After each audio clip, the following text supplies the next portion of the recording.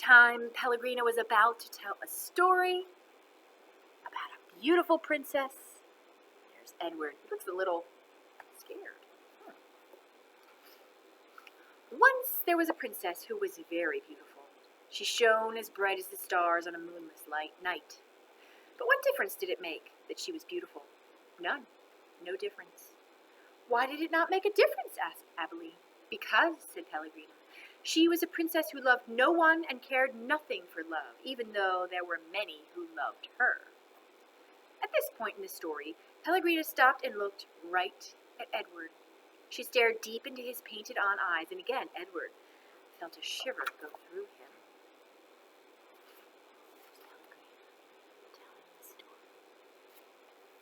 And so, said Pellegrina, still staring at Edward, what happened to the princess? Asked Abilene. The king, her father, said that the princess must marry. And soon after this, a prince came from a neighboring kingdom, and he saw the princess, and immediately he loved her. He gave her a ring of pure gold. He placed it on her finger. He said these words to her, I love you. But do you know what the princess did? Abilene shook her head. She swallowed the ring. She took it from her finger and swallowed it. That is what I think of love. She ran from the prince. She left the castle and went deep into the woods. And so what happened then? Asked Abilene. And so the princess became lost in the woods. She wandered for many days. Finally she came to a little hut and she knocked on the door. She said, Let me in, I am cold.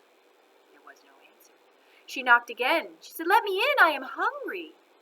A terrible voice answered her. The voice said, Enter if you must. The beautiful princess entered, and she saw a witch sitting at a table counting pieces of gold. 3,622, said the witch. I am lost, said the beautiful princess.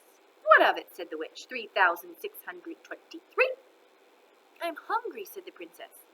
Not my concern, said the witch. 3,624. But I am a beautiful princess, said the princess. 3,625, replied the witch. My father is a powerful king. You must help me, or there will be consequences. Consequences, said the witch.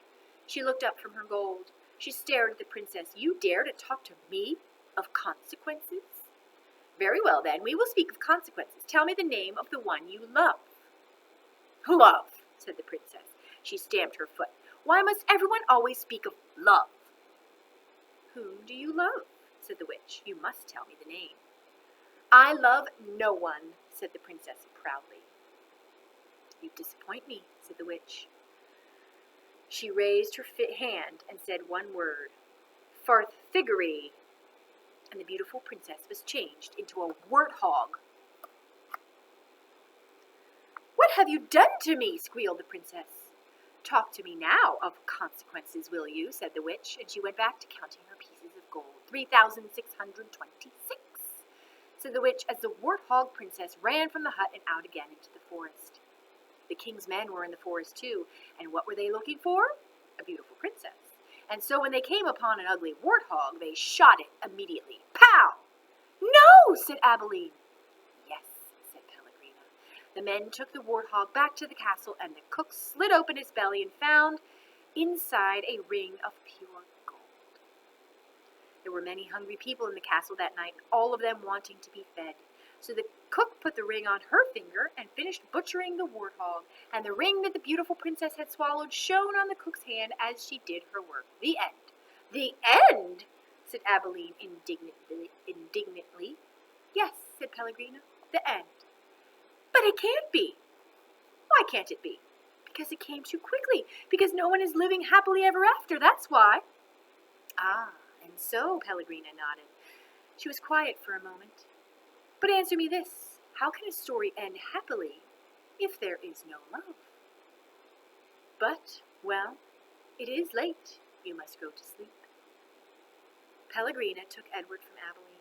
She put him in his bed and pulled the sheet up to his whiskers. She leaned close to him and she whispered, You disappoint me. After the old lady left, Edward lay in his small bed and stared up at the ceiling. The story, he thought, had been pointless. But then, most stories were. He thought of the princess and how she had become a warthog. How gruesome. How grotesque! What a terrible fate! Edward, said Abilene, I love you. I don't care how old I get. I will always love you. Yes, yes, thought Edward. He continued to stare up at the ceiling. He was agitated for some reason that he could not name. He wished that Pellegrina had put him on his side so he might look at the stars. And then he remembered Pellegrina's description of the beautiful princess. She shone as bright as the stars on a moonless night. For some reason, Edward found comfort in these words, and he repeated them to himself, as bright as the stars on a moonless night, as bright as the stars on a moonless night, over and over until at last the first light of dawn appeared. Think about that story. Was Pellegrina trying to tell Abilene something? Or was she trying to tell Edward